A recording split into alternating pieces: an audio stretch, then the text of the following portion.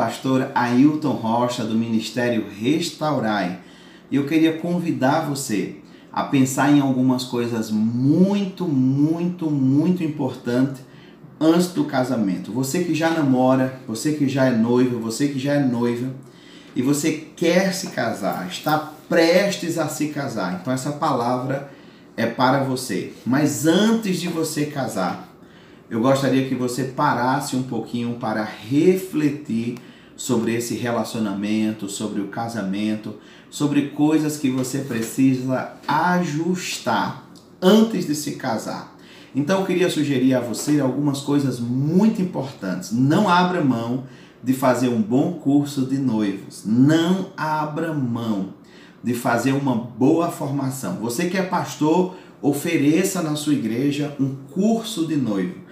Um curso de noivo que trata de finanças, que trata da vida sexual, que trate sobre o período de adaptação, os períodos de adaptações ao longo do casamento, pois o casamento, queridos, passa por muitas flutuações. Existem casamentos que têm muita dificuldade no início, outros têm dificuldade depois que vêm os filhos. Existem as dificuldades na velhice, quando vai se aproximando dos 40, 50 anos. Então, um bom curso de noivo vai tratar tudo isso para você e para a sua família. Não abra mão do curso de noivo. Eu lembro que lá no Rio de Janeiro, eu dei um curso de noivo, uma amiga minha chamada Verônica. Foi o primeiro casamento que eu celebrei. E ela disse assim: Ailton, você pode fazer nosso casamento? Faço, mas a única exigência que eu faço é que você faça o curso de noivos. Quando terminou o curso de noivos, ela disse: olha, a gente não queria o curso de noivos, a gente não queria perder tempo, mas foi a melhor parte. Melhor do que você celebrar a cerimônia foi oferecer o curso de noivo, porque a gente aprendeu muita coisa. Quero lembrar a você que você deve observar na vida da pessoa com quem você pretende se casar a herança familiar, ou seja, os hábitos familiares que podem interferir no seu casamento. Infelizmente, tem famílias muito dominadoras. Tem famílias famílias muito matriarcais, que a mãe manda em tudo. E às vezes o marido ou a filha, o noivo, a noiva obedece em tudo. Eu tenho um caso que eu conheço de uma amiga minha, que quando ela se casou, durante a lua de mel, é tanto que o filho fez a casa em cima da casa da mãe. A mãe, com a chave da casa do filho, entrou no apartamento do filho para lavar as roupas íntimas, as cuecas do filho. A recém-casada ficou louca. Como é que ela entra na minha casa durante a lua de mel? Como é que ela vem lavar as cuecas do meu marido? Mas aquela mãe é uma mãe dominadora. É uma mãe que não observou o que a palavra de Deus diz no livro de Gênesis e o que Jesus repete no livro de Mateus. Deixará o homem pai e mãe e unir-se-á a sua mulher. É preciso que você deixe seu pai e deixe sua mãe. Você não vai deixar de honrá-los, não vai deixar de respeitá-los, mas você precisa entender que a Bíblia diz que você vai formar uma nova família e você vai ser um com a sua esposa. Portanto, uma vez que você se casa, a prioridade deve ser o seu marido ou a sua esposa e depois os seus filhos. A herança familiar, querido, muitas vezes ensina ao contrário erroneamente e de maneira antibíblica. Você deve observar e tratar isso antes do casamento. Muitas vezes a outra pessoa com quem você está querendo contrair matrimônio é alguém que tem uma vida financeira assim, é uma pessoa assim que tem muitas restrições financeiras, ela é uma pessoa assim extremamente econômica em excesso, economiza até na alimentação. Se você for uma pessoa que gosta de ter uma vida um pouco mais abastada, é importante tratar isso antes de se casar. É verdade, às vezes quando tem uma pessoa no casamento que gasta um pouco mais, a outra pessoa ser até um pouco mais econômica é complementar, ajuda a conter. Mas se for em excesso, queridos, essa pessoa vai querer regrar até as compras essenciais do supermercado.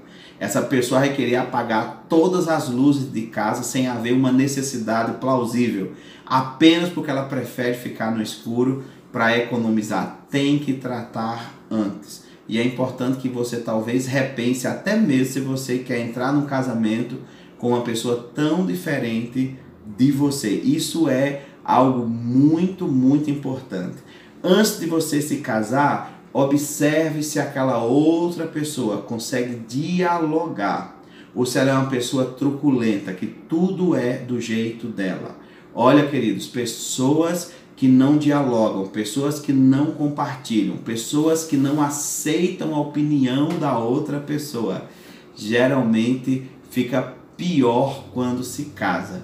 Muita gente diz assim, não, quando casar ele melhora, eu vou mudar ele. Querido, se o pai dele, se a mãe dele, se a vida dele não mudou ele, se nem Deus mudou ele, você não vai mudar. A tendência é piorar. Ele deve estar revelando apenas uma parte. Uma outra coisa importante é se essa pessoa ela honra os pactos e as alianças. Uma pessoa que não honra os pactos com os vizinhos, que não mantém amizades, uma pessoa que não mantém a sua palavra, só porque ela é boazinha com você, não quer dizer que ela vai manter o pacto do casamento com você. Você precisa casar com alguém que honre as alianças. Então essa pessoa não mantém sua palavra.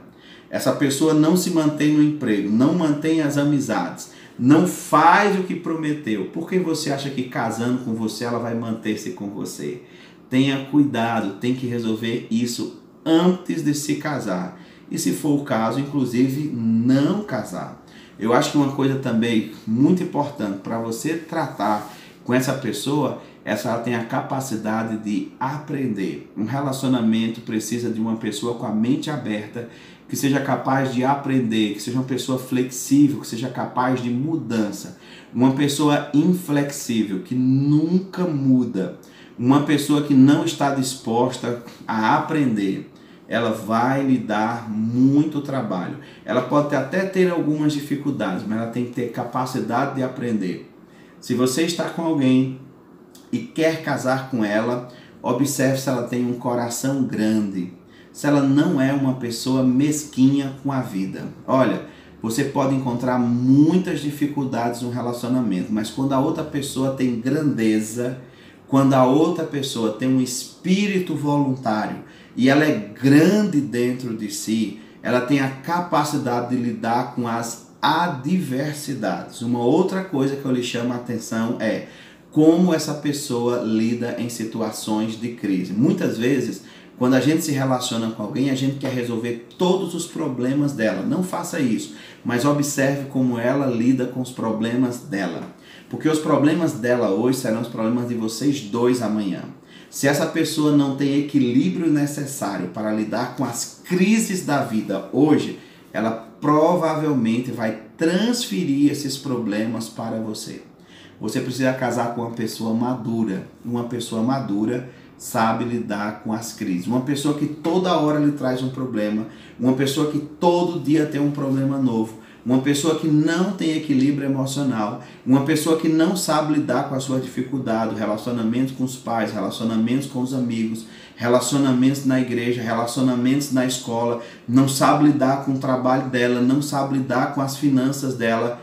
Quem diz que ela vai saber lidar com você? E muitas vezes o namorado, a namorada fica tentando resolver e não percebe que ela está se relacionando com alguém que não tem maturidade, que é imatura. Mas por estar apaixonado, vai resolvendo e acha que depois passa. Mas percebe que se repete, se repete, se repete. Não.